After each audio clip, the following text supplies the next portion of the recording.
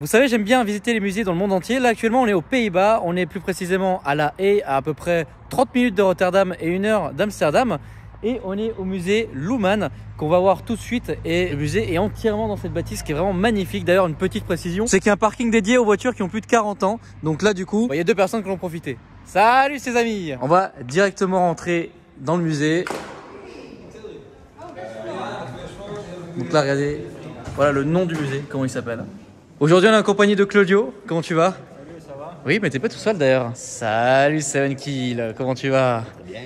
Designer automobile. Bon, du coup, on vient d'entrer dans le musée et là, c'est très grand. Alors, la petite particularité d'aujourd'hui, c'est que malheureusement, on est arrivé à 16 h, il ferme à 17 h. Donc, on va faire le tour d'une manière assez rapide. Alors, déjà, première chose de ouf. Vraiment, ça, c'est un truc qu'on a vu sur internet. C'est ça, voilà. C'est incroyable. Une Lincoln, sedan ou sédan, c'est pas comment tu dis toi? Sédan. Sédan. Il mange ses dents. Voilà. Donc là, et regardez ça là. Et ça, c'est magnifique quand même. Une moto Harley quand même. Ouais, moto Harley. Celle-là, on la voit sur les photos sur internet, sur TripAdvisor, etc. Regardez ça quoi. Là, le taf qui est dessus, tu trouves ça comment? Là, c'est un truc de fou là. En termes de peinture, là vraiment un truc de fou. En plus, c'est les sur air apparemment. Oh là là là là. Ça, c'est vraiment une beauté. Hein. C'est vraiment une beauté. Je crois que c'est une pièce unique au monde. Donc rien que ça, je voulais rien que la voir. Voilà, profitez les amis parce que ça, vous en verrez pas Dieu.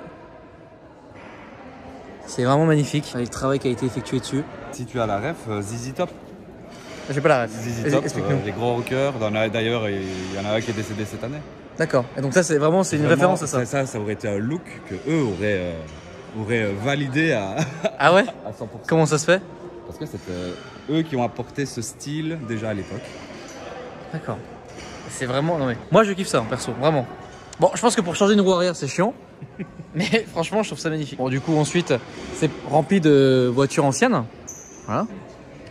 C'est super grand. Regardez comment c'est magnifique. Alors là, ils ont représenté tous les pays avec une voiture, en fait. Hein. Ici, Autriche. Ah, c'est-à-dire... Mais mec, mais attends, mais... Alors, il faut savoir que eux construisent des armes. Ils ont construit une voiture. Donc c'est eux qui font la Haug, hein, pour ceux qui connaissent. Voilà, la Haug, c'est ce constructeur. Donc là, ce qui est marrant, c'est qu'il y a aussi Zastava, qui est un constructeur d'armes, qui ont fait d'une voiture. Ah, tu connais la ref, oui aussi. Bon, t'es designer automobile, donc forcément tu connais. Zastava. Shanghai, ah oui, ils sont pas foulés pour le nom, quoi. Voilà, ils ont pris le nom de la ville et voilà. Non, c'est vraiment. Ah bah oui, justement, ils sont pas foulés, ils ont pris le nom de la ville, quoi. Regarde la Tatra. Regarde la coupe aérodynamique qu'ils ont. Donc là, c'est tchèque. Tatra. Bah, ça me rappelle Matra en fait le nom, mais ça n'a rien à voir. Rien à voir.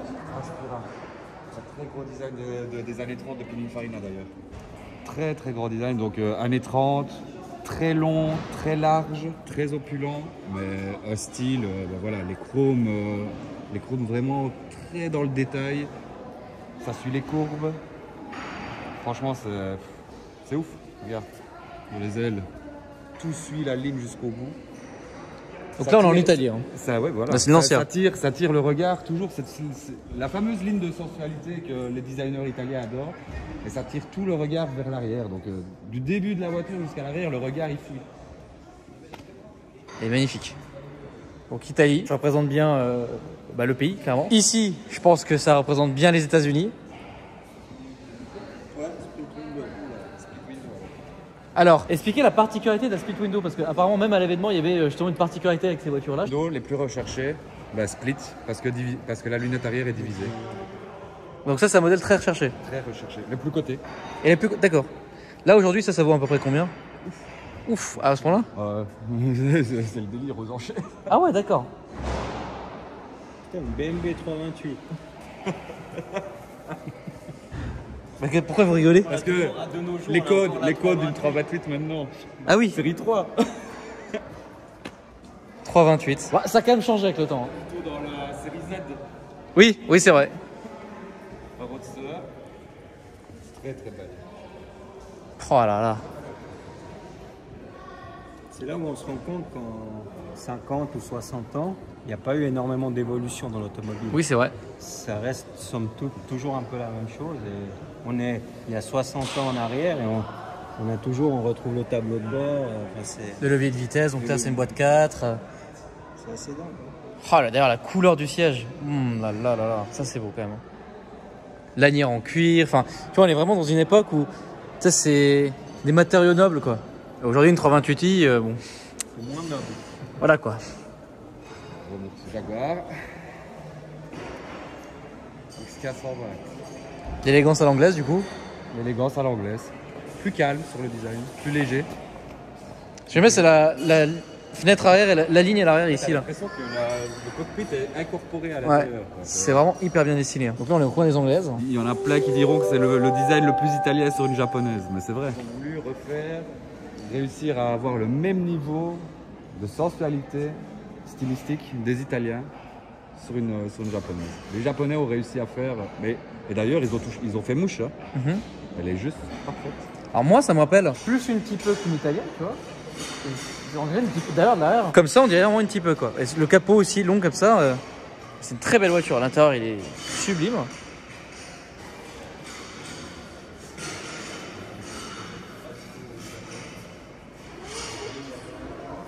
Donc le Japon, la double ligne. Hein. Parce qu'on voit pas, c'est vrai, effectivement, il y a la double. C'est vraiment super bien fait. Hein. Tout dans le détail. Hein. Elle est énorme. Hein. J'aimerais vraiment pouvoir m'attarder très longtemps sur toutes les voitures. Malheureusement, il faut vraiment qu'on les montre assez rapidement, justement. Là, on est sur une Volvo. C'est marrant. Ça va être le système de clignotant, je pense. Ici, une allemande.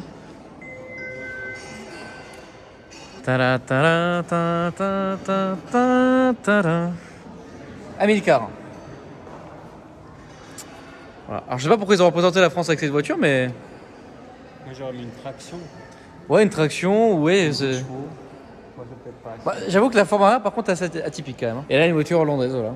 Une DAF, voilà. Bah, DAF, je savais même pas qu'ils faisaient des voitures, tu vois. Aujourd'hui, forcément, ils font des camions. Voilà, on a une voiture DAF. Voilà, avec le logo, l'ancien logo. Salut à tous les routiers d'ailleurs au passage. Bon, du coup, après, la suite de la visite se passe dans un étage supérieur. Faut savoir que c'est très grand quand même. C'est ça que tu me disais avant? Ouais. Oh là là là là là là. Les mecs roulaient vraiment avec ça là? Ouais, donc c'est des rockers, mais ça c'était leur délire. D'accord. Prends la ref et va regarder. Franchement, c'est de la folie. C'est magnifique. C'est pour ça que je te disais la ref par rapport à ce que tu viens de voir, le custom. C'est eux qui ont imposé un grade élevé comme ça dans le domaine du custom. D'accord. Et oula, les carrosses. Ouh. Ça c'est le début de l'automobile. Ah là, c'est oui, c'est les prémices de l'auto là. Voilà, c'était tiré par des chevaux et là, c'était par les humains. C'est insolent quand même d'être là-dedans, non? Portugal? 1775. Tu te rends compte? Cab, voilà.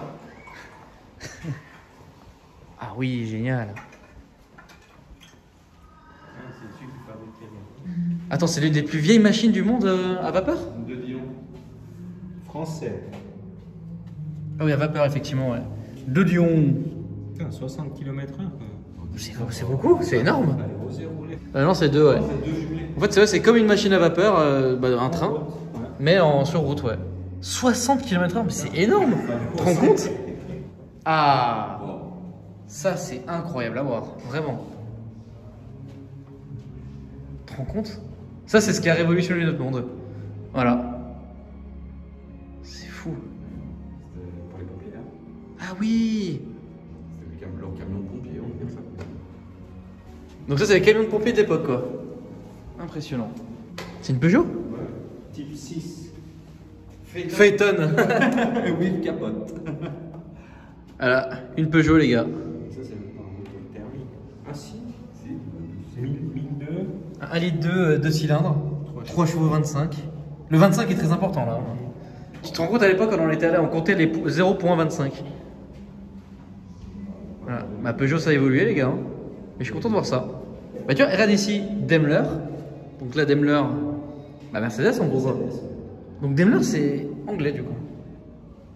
Je suis assez étonné, tu vois, non mais on apprend des choses. Hein. Ça, des précurseurs. Hein. T'as vu, encore. Panhard. Il y a 30 km/h là-dedans. 1900, te rends compte? Parce que même nos grands-parents étaient limite. Le premier quad. Un quad. C'est vrai, hein? Bah ouais. Oh, là, c'est stylé quand même. Hein. T'as vu la scène?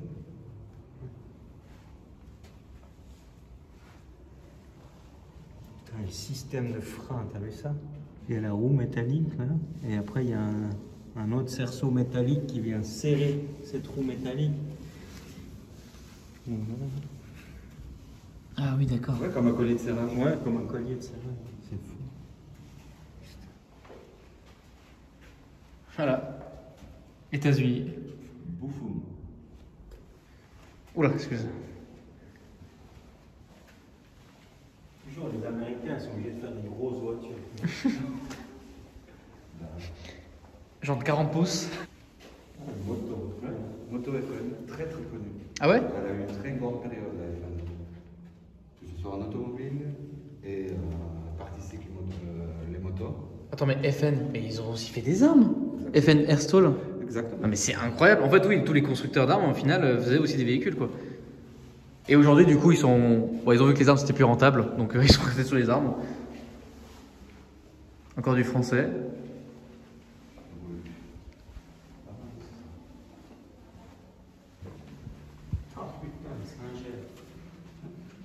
Après les machines à coudre. Ah bon, je pense. Avant les machines à coudre. Ah, donc Zinger faisait aussi des. D'accord. Ben, elle le fait toujours d'ailleurs.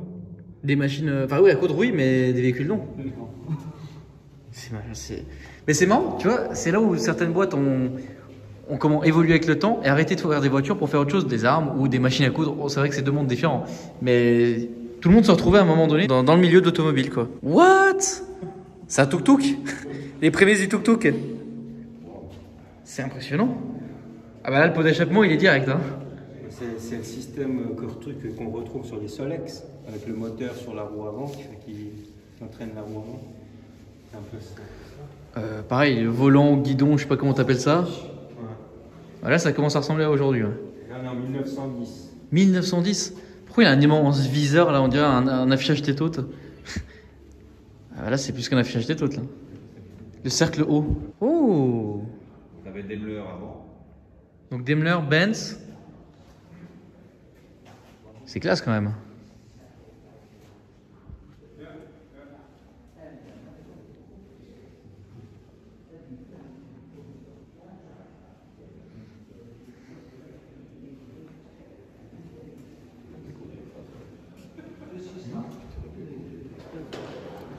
Oh!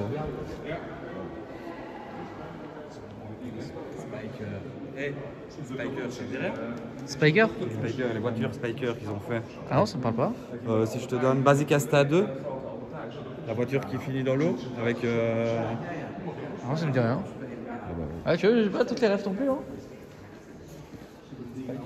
Spiker, ok. Ils ont failli racheter un moment ça. Mais c'est fou ça!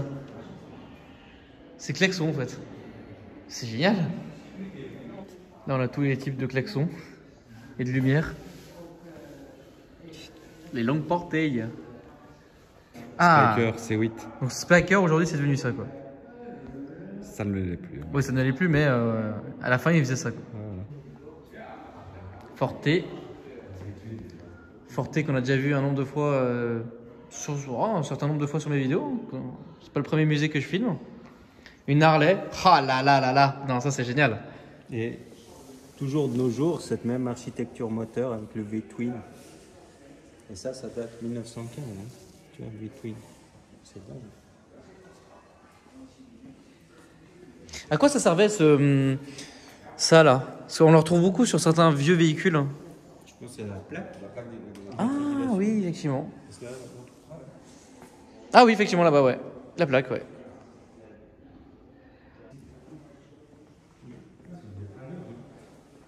Mec, tu te rends compte la gueule qu'elle a? Elle est beaucoup trop belle. C'est une base. C'est pas écrit. Ford modèle 1. Modèle A.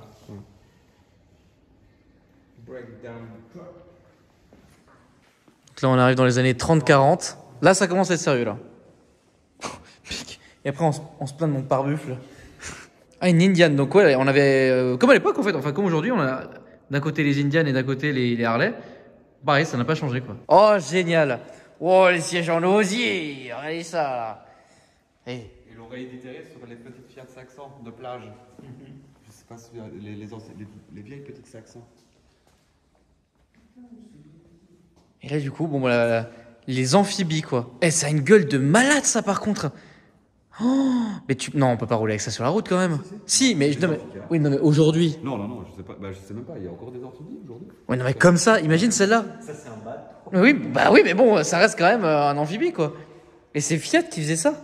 Putain, mais Fiat, qu'est-ce que vous faites aujourd'hui? Mais c'est magnifique, regardez, les couleurs, les matériaux, enfin... Bon, c'est vrai que là, c'est plus... Tu vois, là, c'est un vrai véhicule amphibie. Tu peux vraiment aller sur la route, ça a une gueule de voiture. Bon, ça, c'est un peu plus extrême quand même, quoi. Ah, putain, police nationale, une 4 chevaux. Voilà, police, quoi. PP, en plus, c'est la préfecture de police, donc voilà. Petite salutation aux collègues. Voilà, l'ancien logo de la PP, donc police de Paris. Ah oui, là, c'est la police en MG comme ça, là. Mais c'est trop stylé. Ah, juste une plaque police. C'est génial.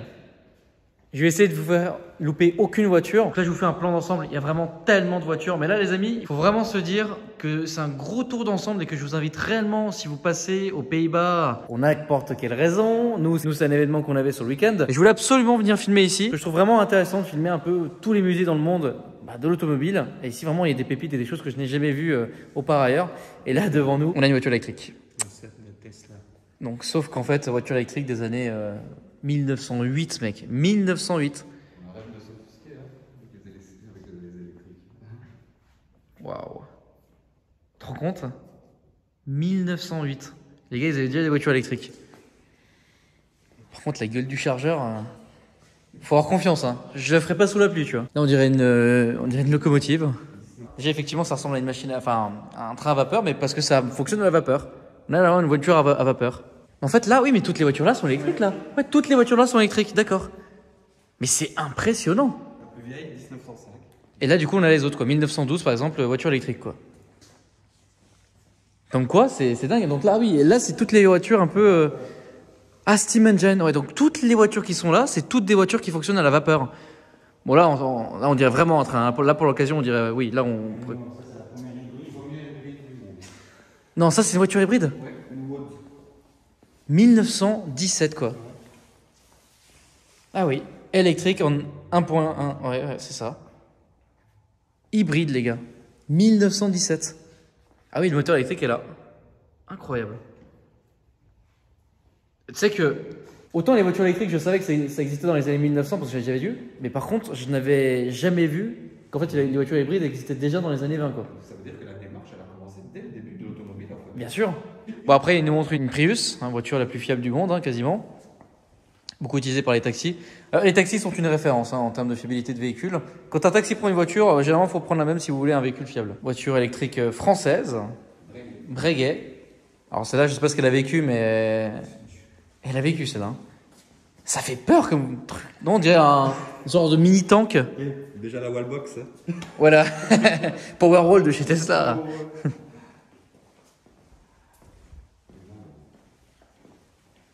Nagant. Ah bah ouais, Mozy Nagant.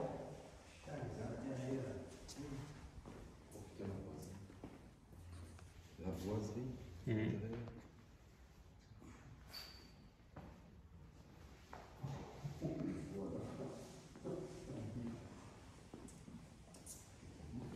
Ah là, t'es chez mamie, là. Est-ce que tu arriverais à faire une petite céleri comme ça, là? Mais au moins non, mais Julien, je pense.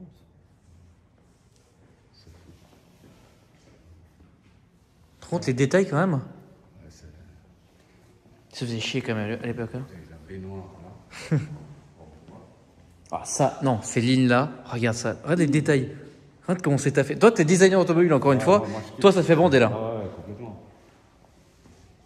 Donc, tous ces rappels de gris comme ça, un peu partout, justement, sur la carrosserie, je trouve que c'est vraiment... Et le ah oui, et puis qui rappelle aussi forcément le logo. Ah, regarde ça, quoi.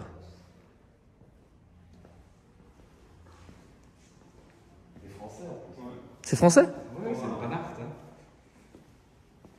Et le Bassor. Oh, une Dodge. Dodge, c'est où? L'ancêtre de la chargée.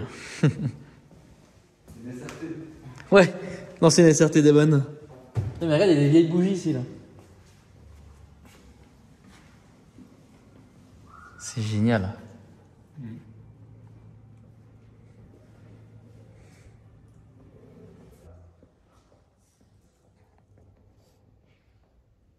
Voilà.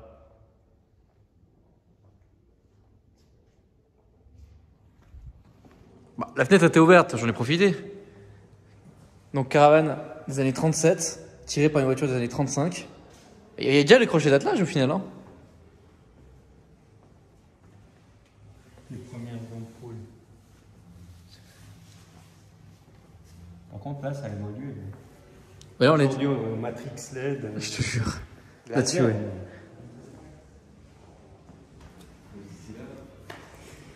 Oh là là là là. Il est dans cette voiture là? Ah oui, il est directement avec la pédale d'accélérateur. Donc regarde le système quand même.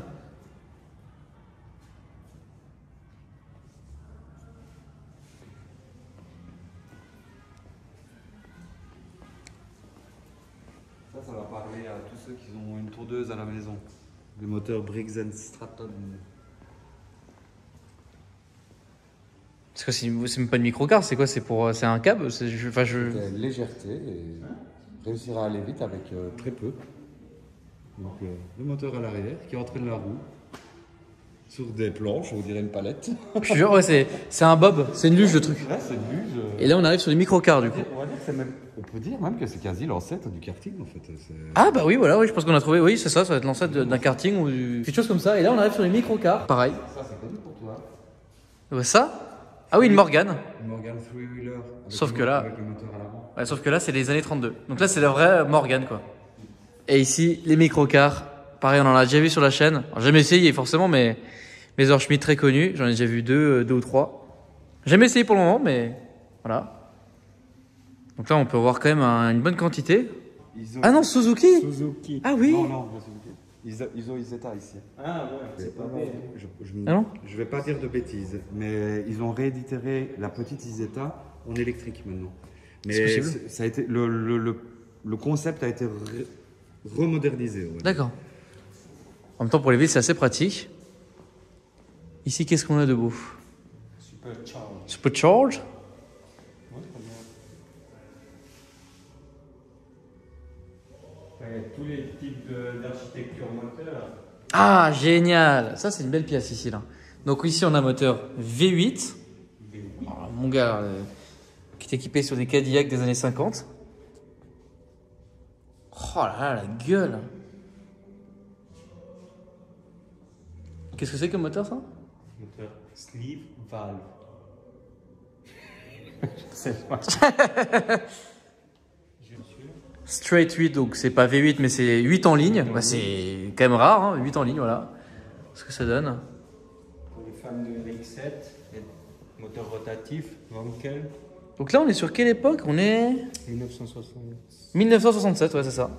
Sur une SU. Quoi? C'est une SU. Ouais, tu vois, ça c'est les pistons, les chambres de combustion. Ah oui, d'accord. Mais attends, mais ça va être galère de faire un changement de bougie sur un moteur rotatif. Bougie, ça va. Ouais. Mais c'est si tu dois changer ce qui fait office de piston, où ça devient très très compliqué. Donc voilà l'intérieur d'un moteur rotatif. D'ailleurs, tout est assez bien condensé là quand même. Hein. Entre la boîte et le moteur, c'est petit.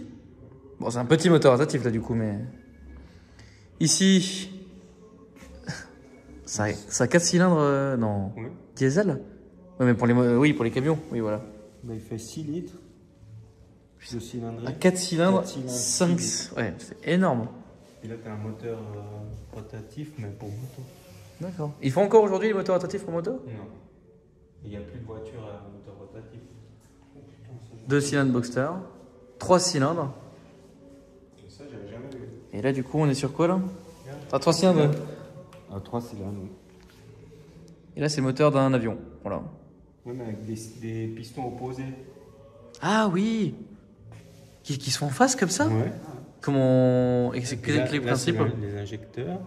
Bon, c'est un moteur diesel. Hein. Mhm. Là, tu as un vilebrequin en haut, Mhm. un vilebrequin en bas. Oui.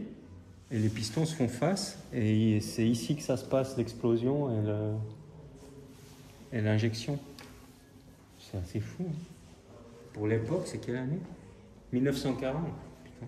Alors ça, Toi, en tant que mécano, de voir ça, c'est quoi? Ça Ah ouais. ça t'évoque quoi? Bah, c'est impressionnant. Tu vois des choses, bah, ça, j'ai jamais vu et je savais même pas que ça existait. Ah, excellent! Un véhicule pendulaire. L'ancêtre de ce que j'avais essayé, le Carver One.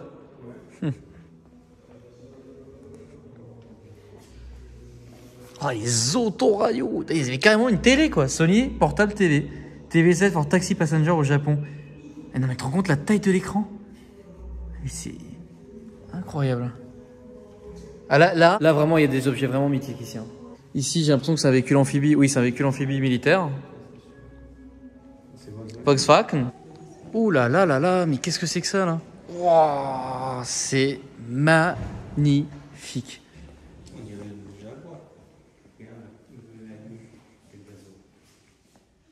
Espagnol, les gars. Pegaso. C'est sublime. C'est vraiment, j'ai... Waouh. Les side pipes à côté, tous les détails là. Voilà. On dirait un gâteau.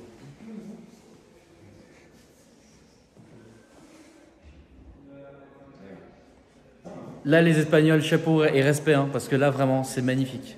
Waouh.